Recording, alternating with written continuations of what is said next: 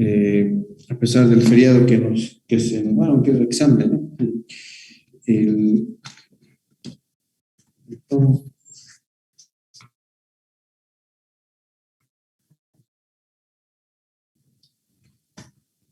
y aquí vamos a recurrir mucho a sus conocimientos de pavimentos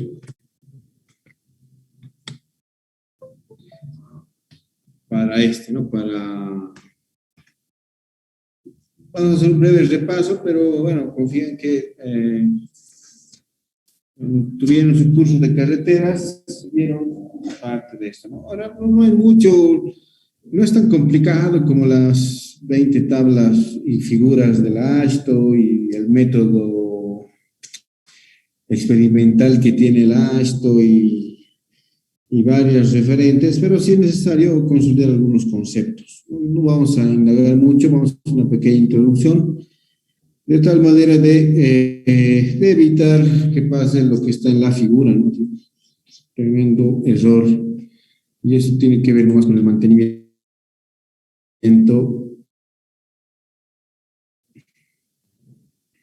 Todo está, por decir de una manera, sistematizado, ¿no? O sea, incluso hay curvas de cada uno de los aviones que dependen de cada uno de del tipo, de cuáles características que se manejan. A ver, ¿cuántos son? Todavía son 16. Vamos a tener que repasar para los que entren más tarde. Pero bueno, a ver, aquí tenemos una terminal en el aeropuerto N.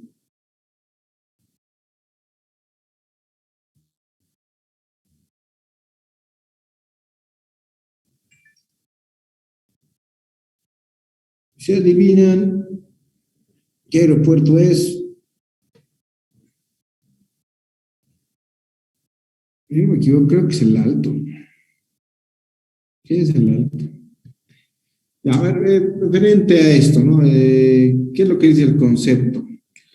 Dice, los requerimientos propios de la operación de aeronave obliga que todas las áreas de movimiento estén pavimentadas. Es obligatorio, ¿no? Entonces, aquí vamos a hacer referencia, ya sabemos, bueno, aquí esta es una calle de rodaje, aquí es otra calle de rodaje.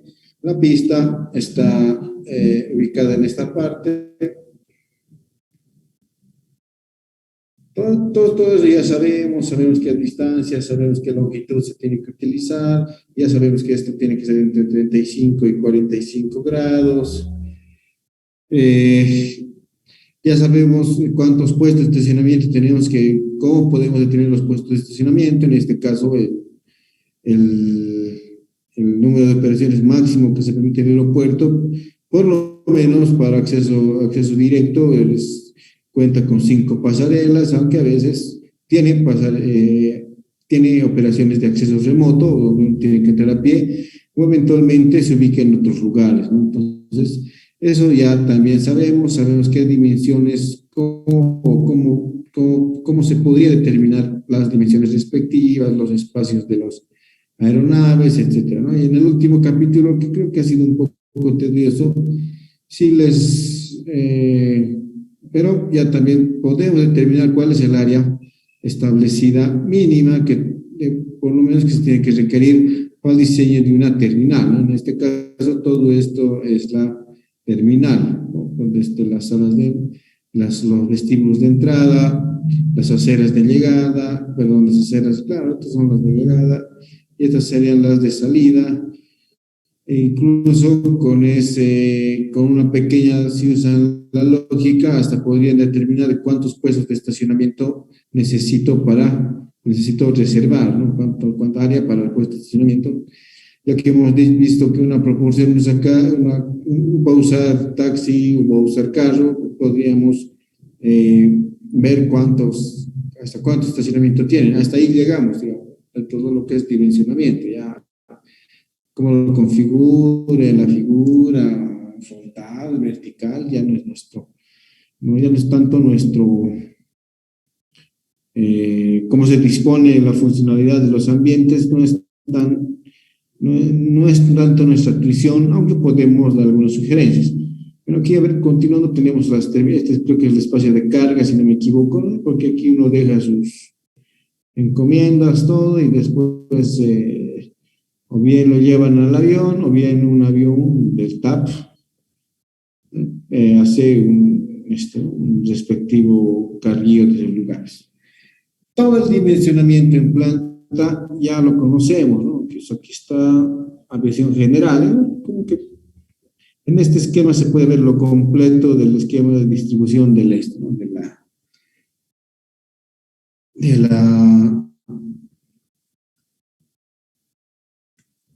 de la, este, ¿no? De una terminal y lo funcional que puede llegar a ser. En fin.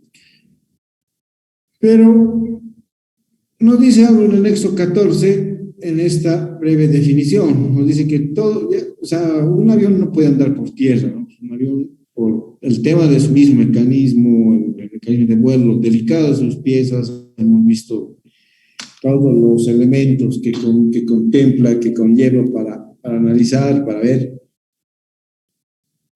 obliga que por lo menos las áreas de movimiento de la aeronave tengan que estar pavimentadas, ¿no? Tienen que estar pavimentadas dependiendo de lo que va, del área que se va, la función que va a realizarse. Es por eso que es obligatorio, o sea, capítulo de pavimentos, si bien en carreteras pueden tener supercapas de rodadura de tierra o a nivel de ripiado o con tratamientos especiales, para un aeródromo es obligatorio pavimentar todo el, todo el, todas las áreas donde van a transitar los aviones. Vamos a ver con esta definición. Dice, un pavimento aeronáutico tiene como objetivo principal el permitir el tráfico de los aviones de manera segura y cómoda, con las velocidades requeridas en las plataformas de estacionamiento, calles de rodaje, pistas de los aeropuertos. O sea, es el mismo objetivo que cualquier pavimento, ¿no? Que cualquier pavimento que brinde al usuario comodidad y brinde seguridad, ¿no? Es básicamente. ¿Cuál es el objetivo de un pavimento? Pues, fuera aeronáutico, carretero, el objetivo de un pavimento es dar seguridad y comodidad a cualquier, en este caso a las aeronaves, ¿no? En una carretera serán los vehículos, ¿no? En una pista ciclista, los ciclistas, etcétera. Pero el pavimento siempre trata de darle esos dos aspectos, ¿no? O sea, no es, ese es su objetivo principal. Obviamente aquí lo vamos a asociar siempre a estas dos, ¿no? Estos dos conceptos, a seguridad y comodidad.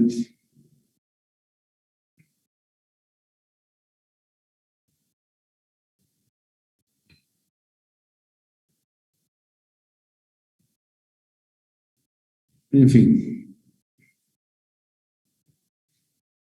Pues solo plantearles algo, ¿no? Casi siempre la plataforma, con el objetivo de dar condiciones de seguridad y comodidad, es pavimento rígido, ¿no? Pero no tanto porque un pavimento flexible no pueda funcionar respecto a las cargas. De hecho, eh, un pavimento rígido eventualmente tiene una inversión inicial mucho mayor, ¿no? Respecto a los demás.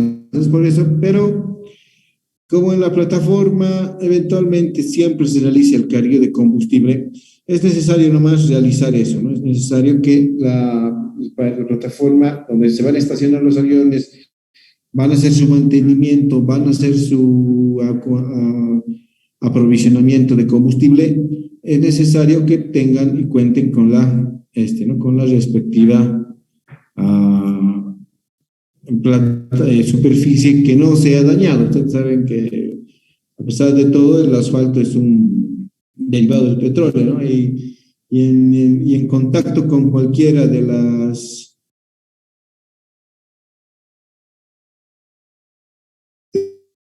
en contacto con cualquier hidrocarburo se activa, ¿no? Y pierde eventualmente ¿no? Su condición de material compacto, ¿no? Entonces, ese es el objetivo. Pero bueno, ¿qué tipos de pavimentos hay? Esto ya lo saben ustedes, lo hemos visto también en maquinaria.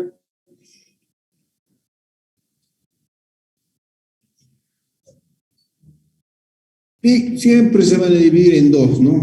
Los flexibles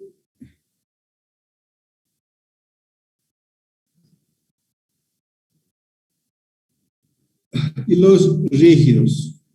Hemos repasado en maquinaria, aquí lo repasamos también, ¿no? ¿Qué diferencia hay? Siempre el flexible, la capa de rodadura es asfalto. Bueno, mejor dicho, técnicamente es concreto, asfalto.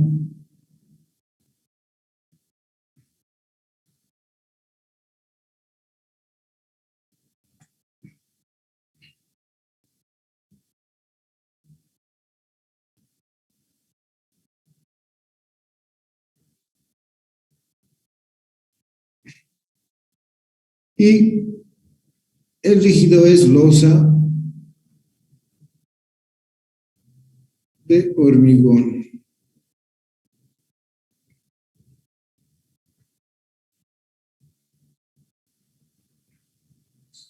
Y el funcionamiento,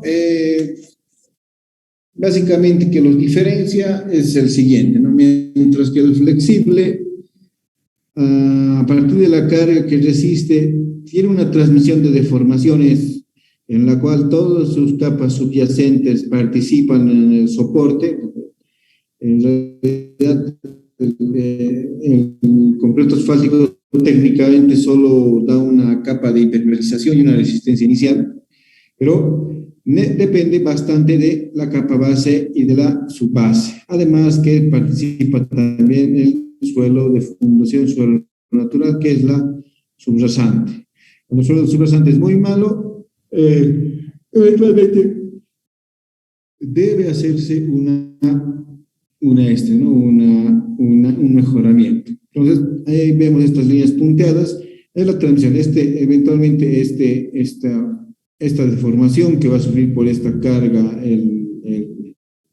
la carga de rodadura va a transmitir las tensiones a las capas subyacentes, en este caso la capa base y la capa subbase, hasta que también se presente una gran tensión, considérense esto una tensión en el terreno natural, ¿no? O sea, es condicionante que a veces tener un terreno natural de buenas características para ejecutar un pavimento flexible.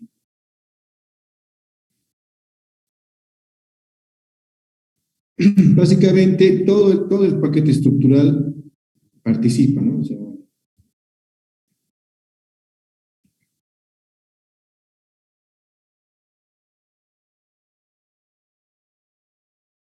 o firme, como tienen otros libros, ¿no? O firme o paquete estructural.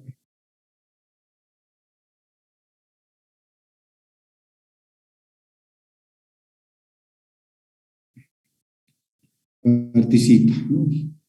A diferencia, el pavimento rígido, el trabajo máximo mayor lo hace la losa de hormigón. Estamos hablando aquí de una dureza casi parecida, pero en distinto. Aquí tenemos entre 5 y 9 centímetros. Y aquí estamos hablando de una losa de hormigón en masa, rígida, seca, resistente, entre 20 y hasta 30 centímetros, ¿no? O sea, vean la diferencia, ¿no? Las duraciones hasta 4 veces o 5 veces o 6 veces más. Sin embargo, por las características de la losa cuando recibe la carga es la que casi absorbe toda la tensión. Una pequeña deformación se la pasa al estrato que está por debajo, que puede ser uno de características tipo subbase. Y finalmente, la tensión que le transmite a la subrasante es tan reducida que a veces no es muchas veces no es tan relevante, ¿no? Entonces, ahí abajo hay unas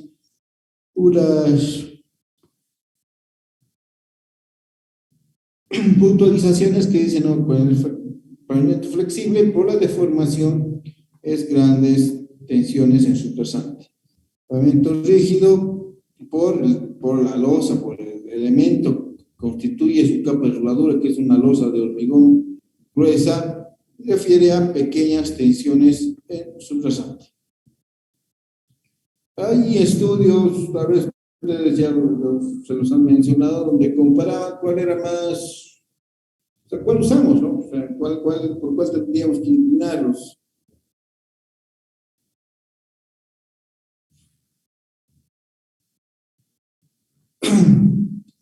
Obviamente los costos de inversión siempre gravitan, pero siempre es un poco más caro el tema de rígido respecto a flexible. La diferencia era bueno, ustedes tienen que saber aquí un costos de inversión.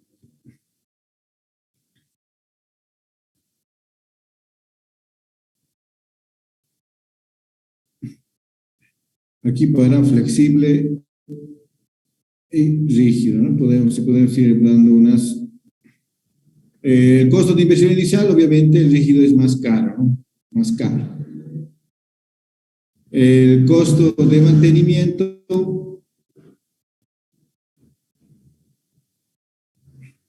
en el pavimento flexible es más caro que el rígido, ¿no? Porque lógicamente si ustedes hacen bien, garantizan el sellado de juntas, se hace un buen tratamiento al drenaje, que eso es como que gravitante, como que es uno de los factores trascendentales para el diseño del paquete estructural, por lo menos en carretera, en lo recomienda el método esto, es técnicamente eterno, ¿no? El tiempo de vida útil,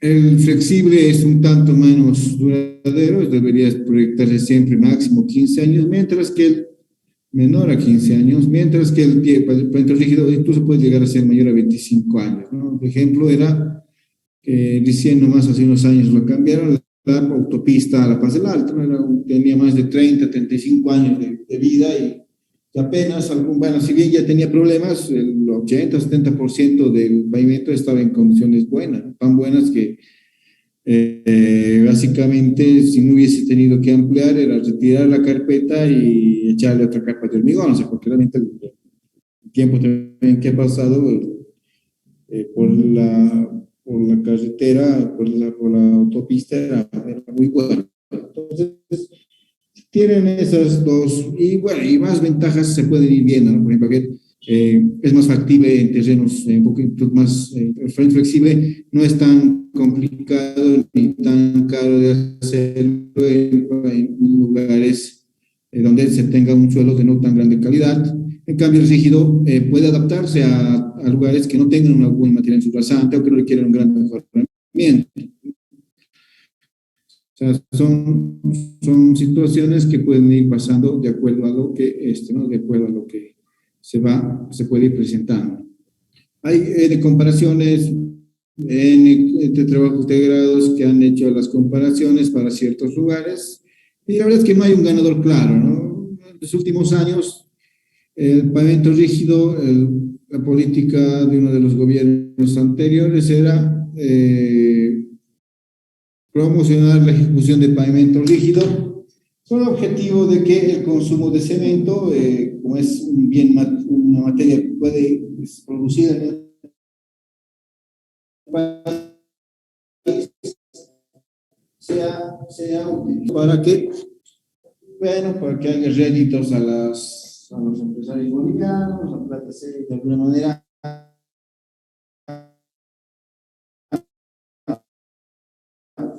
hasta hace un tiempo en La Paz todo era pavimento flexible, pues bueno, hasta hace unos años atrás, igual había habido una donación considerable de concreto asfáltico y bueno, ahí tenemos el resultado, ¿no? Tenemos varias calles ejecutadas con esta metodología. ¿Cuál lleva la ventaja a cuál? Bueno, dependiendo de la funcionalidad, del costo, etcétera. Eso ya se pone una tabla como la que estaba intentando yo hacer aquí, ¿no? Una tabla en la cual se pongan ventajas y desventajas y se vea cuál es cuál es la eventualmente mejor opción.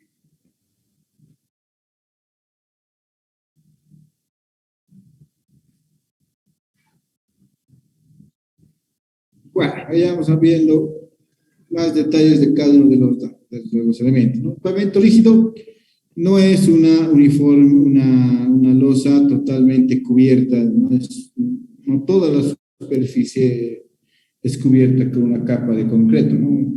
Eventualmente hay estudios y muchos análisis que se han hecho, eventualmente para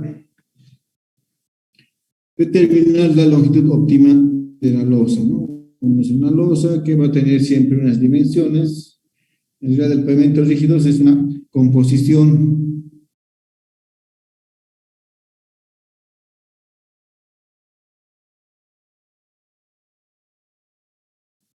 de losa, ¿no?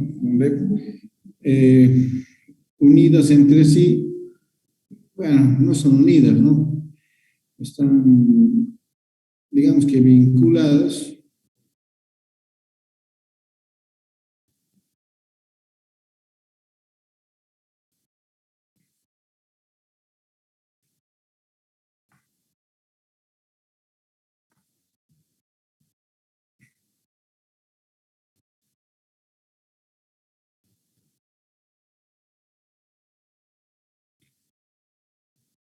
Ya están vinculadas entre sí por dos elementos, ¿no? Por juntas longitudinales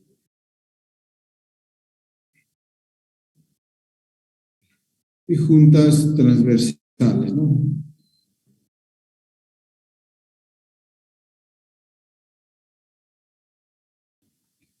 En todo caso, siempre hay una junta longitudinal, que es la que va con dirección al tráfico, eso sí,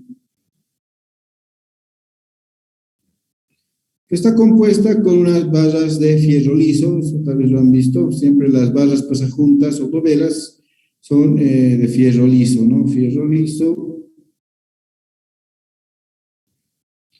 Muchas veces está con un revestimiento que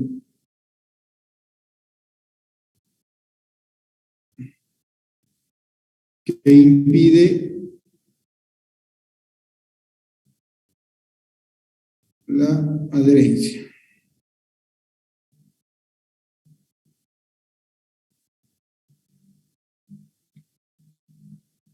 Bueno, entonces esa es la misión. Creo que aquí tengo un detalle más. No, no tengo un detalle más. Entonces lo que pasa es que aquí, viendo si esta es la dirección del tráfico, aquí vamos a tener unas barras pasajuntas, ¿no? Y la barra pasajunta no tiene que tener contacto con ninguna de las, ¿no? Con ninguna de las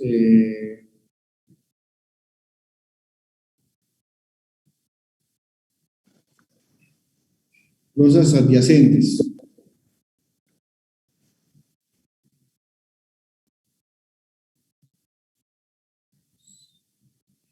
Ya, bien. El objetivo es que cuando la rueda del camión o de la, de la,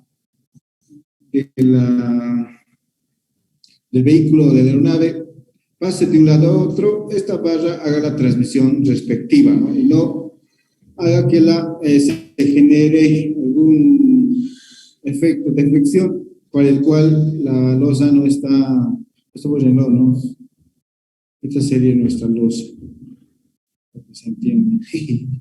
¿No? Entonces, esto es en la carpeta de concreto lo que tiene que estar. Ojo con eso.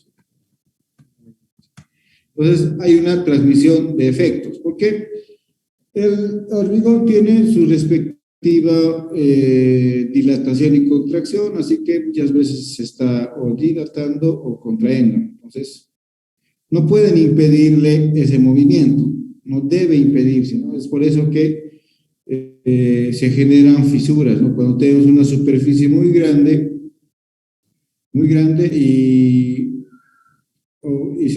está sujeta a una temperatura dada, entonces el hormigón tiende a extenderse o a expandirse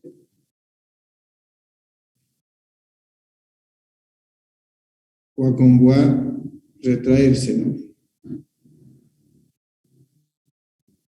Y eventualmente ese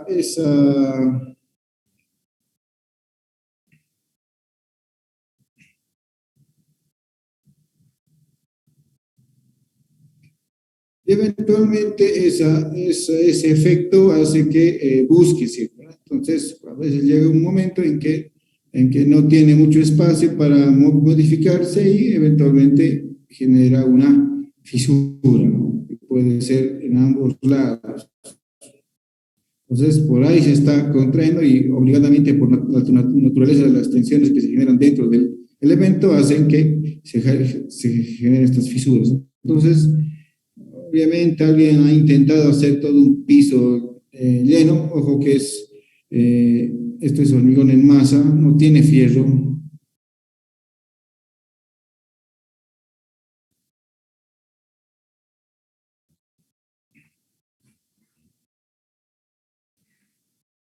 Entonces, de alguna manera, con estas juntas longitudinales se le obliga ¿no? Al elemento a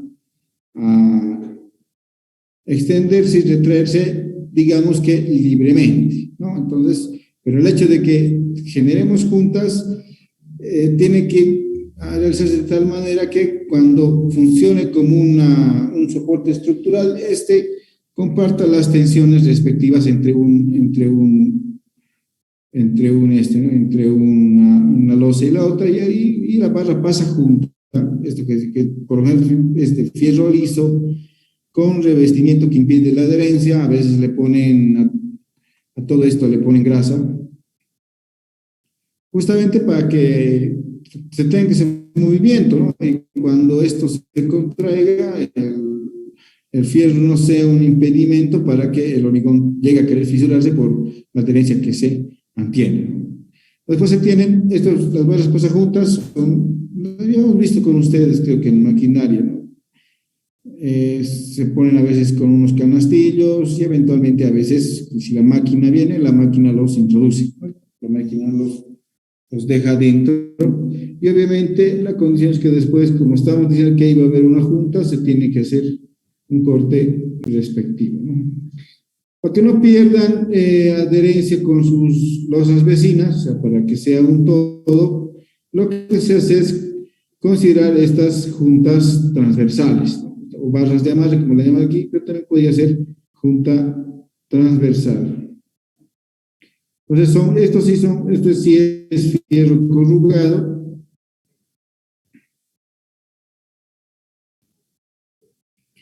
Y bueno, sirve para solidarizar las losas que puedan presentarse en los respectivos paños, ¿no? Se puede identificar y colocar, ¿no?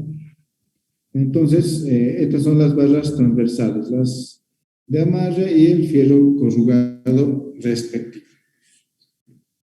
¿Qué más? Hay unas juntas de dilatación, ¿no? Entre esto y esto tiene que haber una junta, de hecho la junta se obliga a hacer, se tiene que cortar, la losa llega a cortarse por lo menos en la parte superior y después se fisura solita, ¿no? Se corta en la parte superior y después se fisura solita hasta abajo, ¿no? Entonces este canal que se crea con una sierra de concreto, eventualmente lo que hace es cortar el hormigón y tiene que rellenarse con un material, tiene que rellenarse con un water stop, se llama, ¿no? Con una esponja, un relleno compuesto, puede ser por material bituminoso, etcétera, ¿no? El asunto es que el asunto principal de tener sellado estos lugares es que no entre ningún elemento extraño más rígido que el hormigón, y cuando el hormigón hace algún movimiento, al ser un elemento mucho más duro el que pudiese llegar a entrar, imagínense que entra una piedrita, hace una piedrita, y cuando la losa no quiera dilatarse entre ambos elementos, eventualmente la piedra va a impedir la deformación y va a generar un desportillamiento de junta. Entonces, Si alguna vez han visto que por aquí aparecen unas fisuras, de hecho en el Alto hay varios de esos, es justamente porque ha pasado eso. Otro requisito de esta cosa junta para que esté bien sellada es que el agua no ingrese, ¿no? El material de la subbase,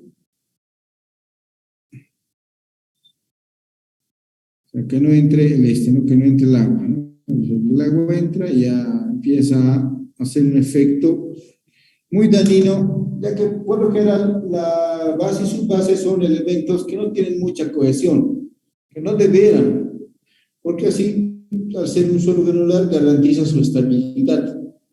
Sin embargo, el problema es que puede llegar a tener contenido de partículas finas, y lo que el agua hace cuando ingresa por la junta, eventualmente busca un camino para salir, se podrá salir más adelante, o se quedará ahí, puede quedarse, si es que no se ha hecho un buen sellado del contacto con el subrasante. Pero en realizar su camino se va llevando los finos, ¿no? Se va llevando los finos, se va arrastrando. Así va. Y la estructura va debilitándose, ¿no? Entonces, llega un momento tal que la estructura hace tan debilitada que eventualmente esto genera una falta de superficie por debajo de la losa de concreto. Y al ser nuestro concreto no tan, incluso puede ser un empozamiento así, ¿no? Si es que ha habido mucha agua y no ha habido mantenimiento, por eso que el mantenimiento es simplemente venir y rellenar o sacar las piedritas y rellenar. Entonces hacemos el mantenimiento en un pavimento rígido. Pero si a pesar de eso no lo hacemos, bueno, el agua ingresa y bueno, comienza a buscar su camino y en el camino se va llevando todos los filos, ¿no? Al final puede quedar vacíos y como nuestra losa de hormigón no es resistente a tracciones, eventualmente la falta de un apoyo va a hacer que se genere una tracción y se va a generar una fisura, ¿no? Entonces, eso ya se manifiesta aquí arriba, ¿no? Ya se va fisurando de tal manera de que se hacen nidos y al final tenemos que hay una piel de cocodrilo bien. Eso es porque ha habido agua, pero ha habido mucho tiempo que no le han hecho nada al pavimento, ¿no? Y ahí sí es muy caro. Bueno, el tema de la reposición o la reparación ya es muy cara para considerarla un mantenimiento. Por ahorrarnos una gente que nos limpie, ahora tenemos que hacer un trabajo tremendo retirando la losa y poniendo otra losa nueva, ¿no? Entonces, totalmente. Por eso la conservación y el mantenimiento tiene que ser de manera muy estricta. En fin, básicamente eso, ¿no? O sea, dentro del diseño se ha hecho bastante, hay muchas calles en la ciudad con este tema.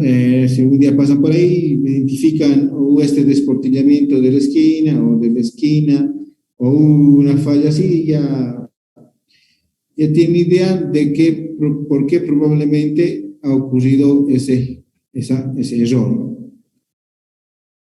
En fin, y el sistema de barras pasajuntas transversales los haces el mismo para un aeropuerto, ¿no? O sea, mismo.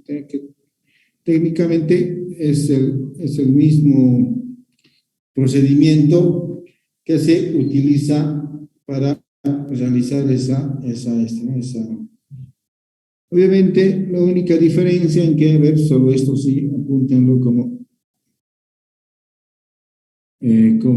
apunte o registro para carreteras. Nos unimos bien.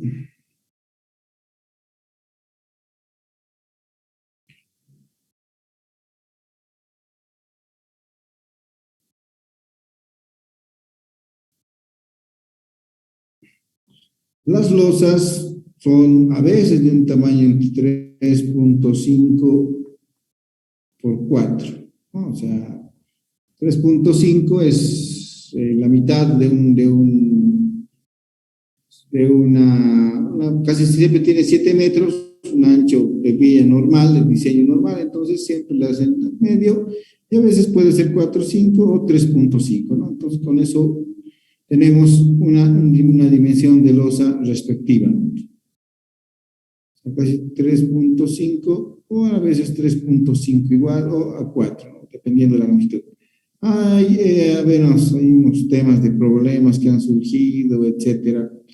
Antes se hacían las losas un poco más grandes, eventualmente no tenían junta, pero ustedes deben ser muy jóvenes. Al 2004, 2005, 2004 se estaba ejecutando el proyecto Potosí-Tarija, ¿no? Entonces, en los primeros tramos que hizo el contratista para la ejecución, bueno, se partieron por la mitad todas sus losas. Eso tenía un ancho de 14 metros, ¿no? Entonces, se partió por la mitad todos los tramos, ¿sí? Tremendamente mal. Tuvieron que hacer ajustes, pero bueno, esta es de la dimensión general. Y para aeropuertos, estos tamaños pueden ser mucho mayores. Entonces, estamos entre 6 y 8 metros por 6 y 8 metros. Pueden ser el doble. Hay una explicación más o menos valedera por qué más grande. Sí, y tiene mucho que ver con el tema de la separación de ejes, ¿no? En la teoría, gracias a la universidad pude ir a un curso a Loyola, un